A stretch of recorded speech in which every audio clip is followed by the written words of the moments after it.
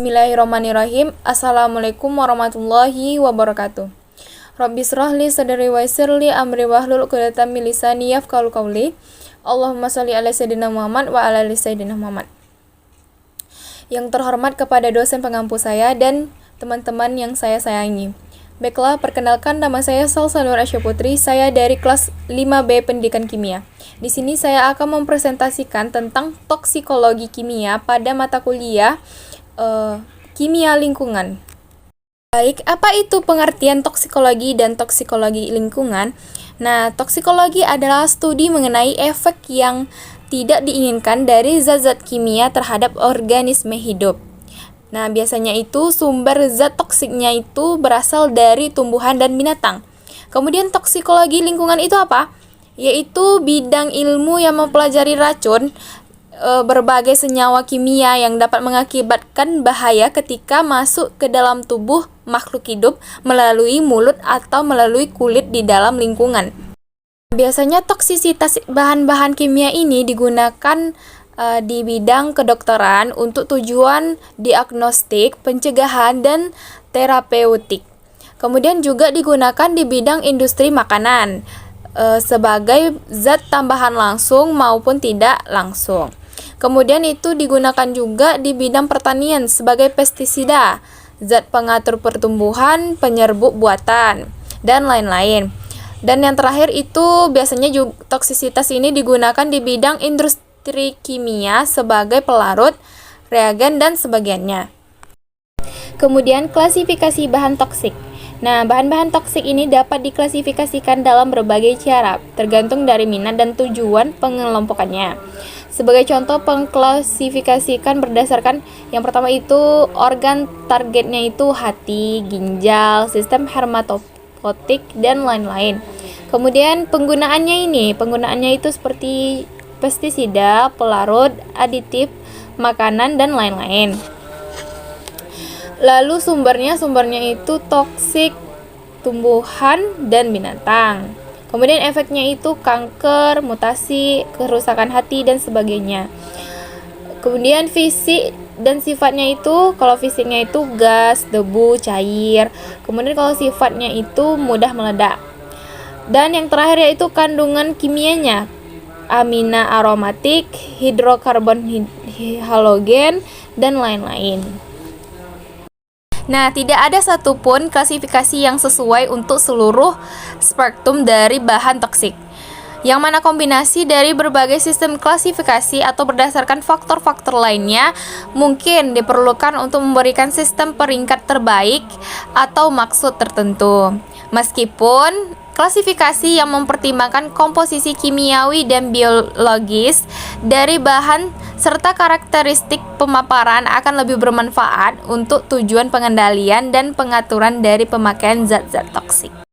Kemudian adapun karakteristik pemaparannya yaitu efek toksik atau efek yang tidak diinginkan dalam sistem biologis tidak akan dihasilkan oleh bahan kimia kecuali bahan kimia tersebut atau produk biotransformasinya mencapai tempat yang sesuai di dalam tubuh pada konsentrasi dan lama waktu yang cukup untuk menghasilkan manifestasi toksik tersebut. Terjadi tidaknya respon toksik tergantung pada sifat kimia dan fisik dari bahan tersebut, juga tergantung situasi pemaparannya dan kerentanan sistem biologis dari subjek.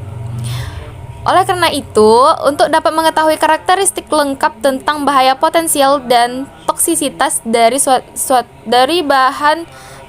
bahan kimia tertentu perlu diketahui tidak hanya tipe efek yang dihasilkan dan dosis yang diperlukan untuk menghasilkan efek tersebut, tetapi juga informasi mengenai sifat bahan kimianya sendiri, pemaparannya juga, dan subjeknya. Kemudian faktor utama yang mempengaruhi toksisitas yang berhubungan dengan situasi pemaparan terhadap bahan kimia tertentu itu adalah jalur masuk ke dalam tubuh, jangka waktu, dan frekuensi pemaparannya. Kemudian, ukuran toksisitas zat kimia. Untuk menyatakan ukuran daya racun suatu zat kimia, maka kita perlu mengetahui ukuran-ukuran toksisitas untuk zat kimia. Berbagai ukuran ini ada yang sudah diinformasikan di dalam label zat kimia yang diperdagangkan, dan ada juga yang hanya sebagai perkiraan. Berbagai cara telah dirumuskan untuk menyatakan ukuran toksisitas zat kimia itu tergantung pada target dan pengaruh yang disebabkan oleh daya racun zat kimia tersebut. Maka secara internasional, ukuran toksisitas zat kimia itu dapat dinyatakan dalam berbagai cara seperti yang pertama itu lethal dose 50% atau disingkat jadi LD50, kemudian dosis fatal atau juga disebut dengan fatal dose, kemudian lethal oral dose disingkat jadi LOD, kemudian threshold limit values disingkat jadi TLV, kemudian yang terakhir ukuran toksisitas lain pada MSDS. Bisa kita lihat di sini keterangan ukuran dan pengertiannya. Senyawa kimia beracun dan lingkungannya. Nah, keberadaan senyawa beracun dalam lingkungan dan kehadirannya tanam untuk bahan obat ini telah dikembangkan sejak lama, sejak abad ke-19. Dan pada saat ini perhatian terhadap bahan di dalam tubuh makhluk hidup akan memberikan efek toksik, sehingga diperlukan usaha untuk mengatasinya. Keracunan yang berasal dari zat atau senyawa kimia ini sudah dikenal sejak ratusan tahun yang silam.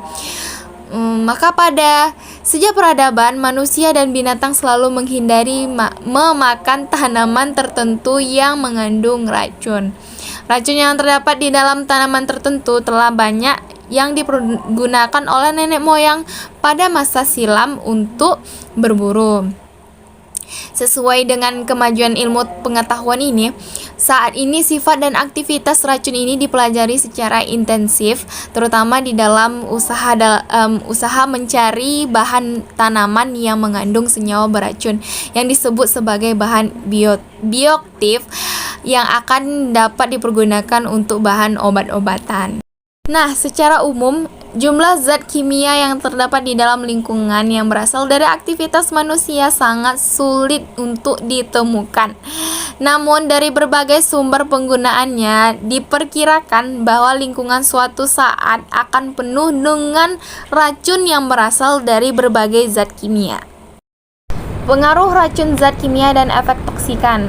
Pengaruh toksitas sistematik kronik adalah pengaruh daya racun yang mengakibatkan penyakit oleh kehadiran zat kimia dalam jumlah kecil pada jangka waktu yang cukup lama. Gejala yang ditimbulkan dari racun yang bersifat kronik ini baru timbul setelah berlangsung dalam jangka waktu yang relatif lama, sehingga seringkali diagnosisnya itu menjadi penyebab yang sulit ditelusuri. Kemudian efek toksikannya. Efek toksik dari bahan-bahan kimia sangat bervariasi dalam sifat, organ sasaran, maupun mekanisme kerjanya. Beberapa bahan kimia dapat menyebabkan cedera pada tempat yang kena bahan tersebut, atau efek lokalnya itu bisa juga efek sistematik setelah bahan kimia diserap dan tersebar ke bagian organ lainnya. Nah, ini sangat berbahaya ya teman-teman. Efek toksik ini dapat bersifat reversible, yang artinya itu dapat hilang dengan sendirinya. Jadi efek dari tersebut bisa hilang dengan sendirinya.